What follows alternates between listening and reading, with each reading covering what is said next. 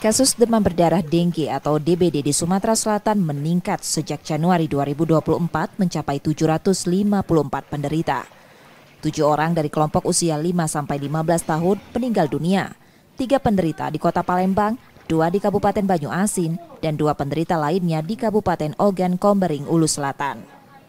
Dinkes Sumsel menerangkan, peningkatan jumlah kasus DBD dipicu banyaknya tempat penampungan air pasca kemarau beberapa waktu lalu yang menjadi sarang nyamuk Aedes aegypti berkembang biak. Ditambah musim penghujan saat ini yang menyebabkan banjir. Masyarakat diminta melakukan pemberantasan sarang nyamuk pada tempat tinggal masing-masing karena puncak DBD diperkirakan terjadi sampai akhir Februari mendatang.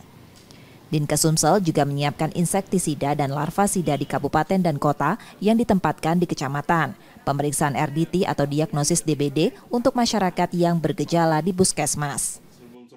Ini kita perkirakan di Januari Februari ini puncaknya. Sekarang di bulan Januari 2024 ini per tanggal 29 kemarin sudah kita temukan 754 dengan kematian 7 orang. Hujan dengan deras dari di bulan Desember sampai sekarang kan, otomatis banyak penampungan air yang dapat menampung air yang bisa untuk bertelur dengan oleh Aedes, nyamuk Aedes aegypti maupun Aedes albopictus gitu. Jadi banyak tempat penampungan air. Sudah itu suhu dan kelembapan yang cocok untuk perkembangbiakan nyamuk. Kasus DBD di Sumatera Selatan tertinggi terjadi di Kota Palembang sebanyak 131 kasus atau penderita. Disusul Musi Banyuasin 105 penderita dan Ogan Ilir 99 penderita.